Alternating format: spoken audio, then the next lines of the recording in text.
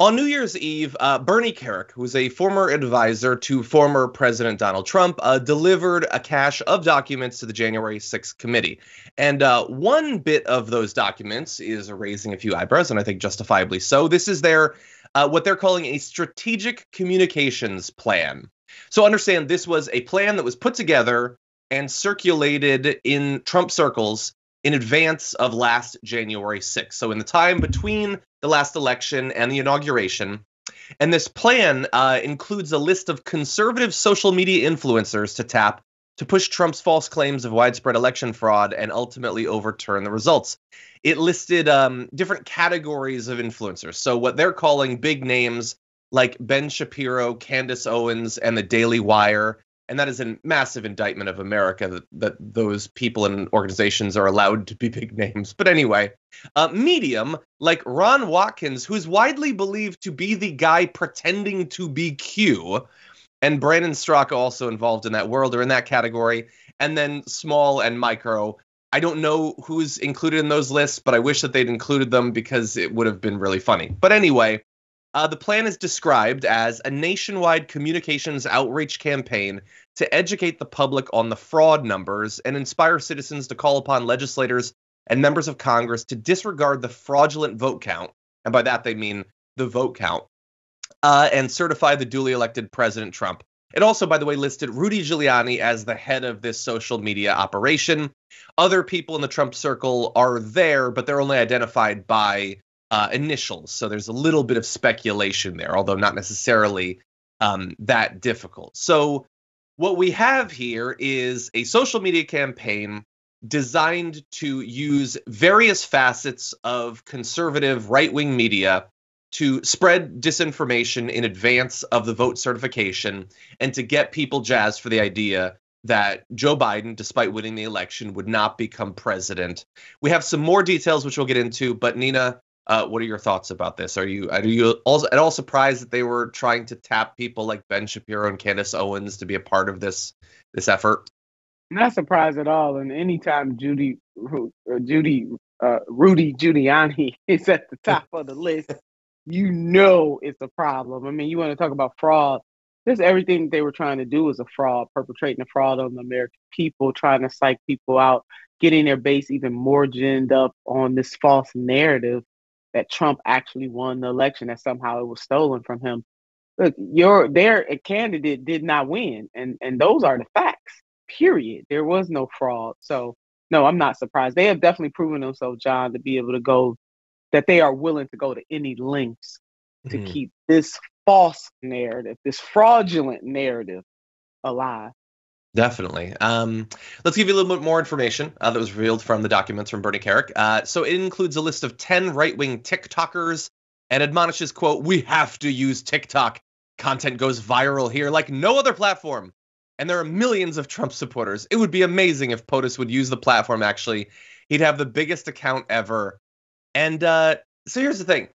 Like, I don't doubt that there are millions of right-wingers on TikTok. I know TikTok has had to deal with, like, COVID misinformation and the big lie and everything. That sort of demonstrates that they are there. And if they were to get Trump to use it, it would almost certainly help him out in the time leading up to him inevitably being banned from the platform. But I would say I kind of wish that he had, because, man, that could have ended up being hilarious if he tried to do some of that TikTok-y stuff. Like, if he's just doing his little, like, fist-pumping dance to bits of right-wing misinformation. Like, I would have liked that for about a week, but unfortunately, we didn't get it. Anyway, other avenues for disseminating misinformation include Trump and Giuliani's Twitter feeds. Remember, this was from a time when Trump was allowed on Twitter. Conservative bloggers and social media influencers on Twitter, Instagram, YouTube, and Facebook. Now, to be clear, we do not know if some of the people that were not in the direct employ of Trump actually were involved in this directly. Like Ben Shapiro and Candace Owens are listed there. We don't know that they actually communicated with the Trump team and participated. But whether they were knowingly participating or not, like as in like they had a conversation with Rudy Giuliani, they did participate. So in the period between December 27th and January 6th, Mark Levin tweeted that electors didn't have the constitutional authority to certify the election, which I don't even know what that means. They're literally the only ones that are allowed to do it. Candace Owens claimed that President Joe Biden cheated. Michael Knowles, who's another one of the Ben Shapiro's or whatever, claimed that mail-in ballots gave him little faith in election integrity. Others harped on non-existent voter fraud in states like Georgia and Michigan. And these are all things that the media strategy was pushing for. Although, again, we don't know that they were directly contacted to do so. So I don't know, like, does that distinction matter, Nina? And like, it's just the possibility that it could exist. I feel like the right wing is much better at tying together the political and media aspects of what they're doing. Like, I feel like they disseminate narratives much more quickly and much more thoroughly. I feel like if they want their base to believe something, it happens relatively quickly. I don't know. What do you think about that? Yeah, no, they're very much organized, and certainly Mr. Trump took a president using social media to the next level. I mean, all of that practice he had for reality TV, he's masterful at it. Say what you want to say about him being a neo-fascist and all things evil for the most part. I mean, he's masterful. And so for his team, even directly or indirectly, for them to tap into that and that magic that he seems to have with social media and also with his followers is quite stunning. And you're right, they do. They organize it. Their narratives are very, they put out emotional narratives, John. They don't try to be cerebral about it. It's all emotion. They have their base ginned up on emotion. And the Democratic side just does not do that in a good way. Yeah. Or as effectively, I will say. Because what they are doing, especially this topic you and I are talking about right now, is spreading falsehood and getting people all amped up over something that really is a lie. Yeah. Yeah. And in this case, to be clear, it's not just that they want them to believe this stuff, but they very much did want them to be a part of it. So in this social media strategic communications plan, they had different varieties of live events that were supposed to be part of this. So they urged regular people to protest, to target election officials at their homes and offices, which we know they did. There were tons of death threats and people having to literally move out of their homes because they were being hounded out of their states. They said to target governors, lieutenant governors, locals, and weak members. They also called for protests in Washington, D.C., which, of course, did end up happening on January 6th. And a lot of this still exists. Like, the claims are still being made constantly. They've become, more sophisticated in production value, if not substance, like with Tucker Carlson's, sham January 6th documentary.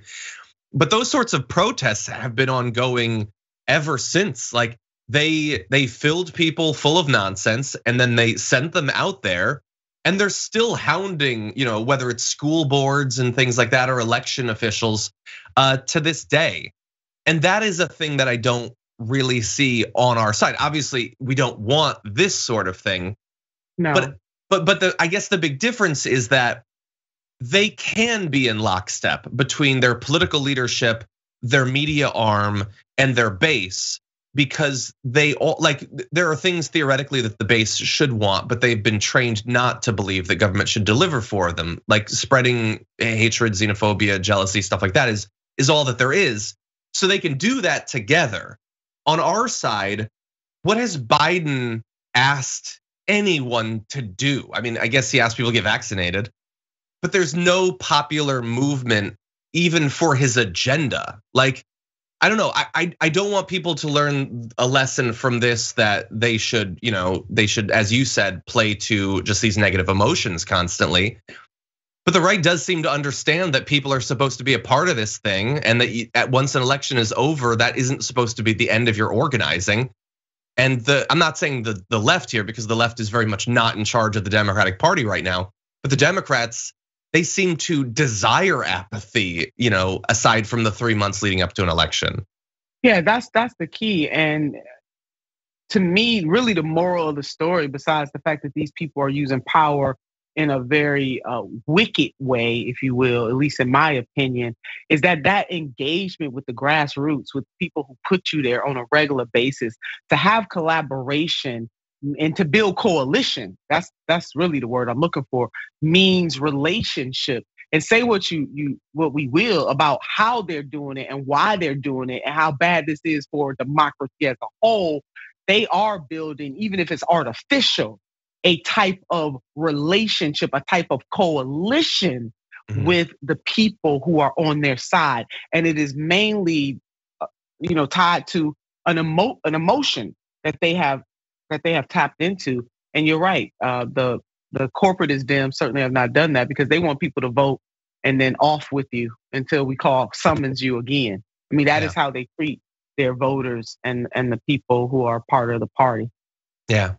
Yeah, and like I was saying yesterday on the show, I just it would be great at some point during my life / involvement in this career field to just see what it's like to have that on our side.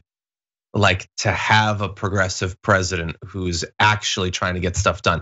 Like I don't want to set up false expectations for people. Like if we're super lucky and we have an awesome progressive that runs in 2024 and becomes president, it is not that we've suddenly we've gone through the veil and we're now in a land of milk and honey and everything. It's going to be devastating dealing with what is still going to be an incredibly hostile Senate, a Supreme Court that's stacked with conservatives. But to at least feel what it's like to be part of a movement that's based in honesty and an expectation that government can make things better, that would be a nice change of pace. I'd like to see Amen. That. Amen to that, John. And even the fireside chats, and I talk about this often. I know a lot of people do because FDR did this at a very critical time in our nation's history, going through the Great Depression and the havoc that it reaped on a whole bunch of folks. We're right there again. We are in a moment where this pandemic is just raging and destroying people's lives, definitely altering people's lives, even if it's not destroying everybody's life. But we're all indelibly linked. And so where is the moral consciousness coming from leaders who actually care that this is happening to people, that some people are better off, so the impacts don't necessarily totally destroy them. And then we got another set of people in this country who are not doing well at all. And we can't even get them to agree on paid family leave. We can't get them. I mean, just simple stuff like that. Lower the cost of prescription drugs, for God's sakes. Medicare for all is absolutely necessary. And if we can't get them to see things like that and communicate that you actually understand what people are going through, that is missing right now, John. And it is so needed, at least from people who are elected. There certainly are a lot of activists and thought leaders and civil rights leaders who are trying to make those connections. But from people who have a lot of power, it's not happening. 100%. Yeah, in terms of elected power. Yeah. Definitely. And they're actively blocking the people that you're talking about from ever being in power. Like those people not only have to go up against the entirety of the right, but they have to go up against 99% of what is ostensibly their own side of the political spectrum, because it's not truly.